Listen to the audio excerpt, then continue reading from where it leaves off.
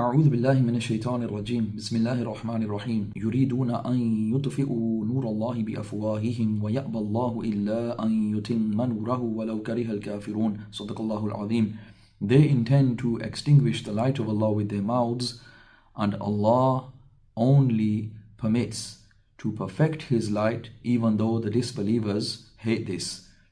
Dear brothers and sisters, this is a message regarding the recent hate march in the UK on September the 13th, United Kingdom, and the rise of Nazism.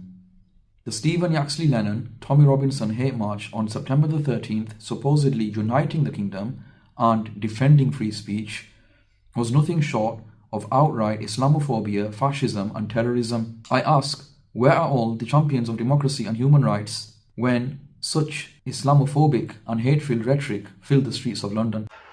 It's either now or never, because if these rapist Muslims take over, they will not only rape your women, they will behead your sons, just like they did on October 7th in Israel. So we either fight now or we die. And we're fighters. We are warriors of Jesus Christ. Be clear that Islam is our real enemy. We have to get rid of Islam. Islam doesn't belong to Europe. Islam doesn't belong to the UK. We've got to clean our countries up. We've got to get everything out that does not know or receive Jesus Christ. Ban! Very recently, the UK authorities, on the other hand, have been very active in incriminating and criminalizing and clamping down on pensioners and other people for simply standing against the Zionist genocide of the Palestinian people. Yes, the internationally recognized genocide for which the UK government is complicit and has denied all along. Yet somehow, thousands in this latest hate march have escaped any reproach whatsoever. Where are all the vote-seeking MPs and politicians when it is time to protect Muslims and other minorities given the alarmingly dangerous normalization of xenophobia and violence? We were witness to speakers actively calling for the banning of Islam and the expulsion of Muslims, and also calling for outright killing. Violence is going to come to you.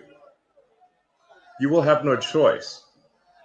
You're in a fundamental situation here where whether you choose violence or not, violence is coming to you. You either fight back or you die. You either fight back or you die. And that's the truth.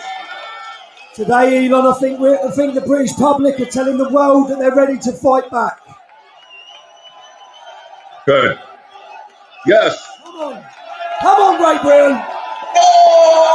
A Sikh woman in recent days was subject to a horrific and violent rape by racists in Oldbury.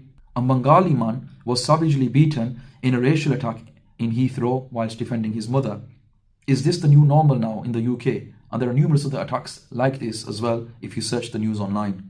Had there been a Muslim march with similar slogans hurled at others, in particular at Jewish people or Israel, we would have witnessed a very much different reaction from the establishment and mainstream media, propaganda machine and the authorities. If 100,000 people gathered for a march in London, and instead of saying the words Muslim or Islam, and they said the words Jew, Jewish and Judaism instead, and they said what they said yesterday, would that be allowed?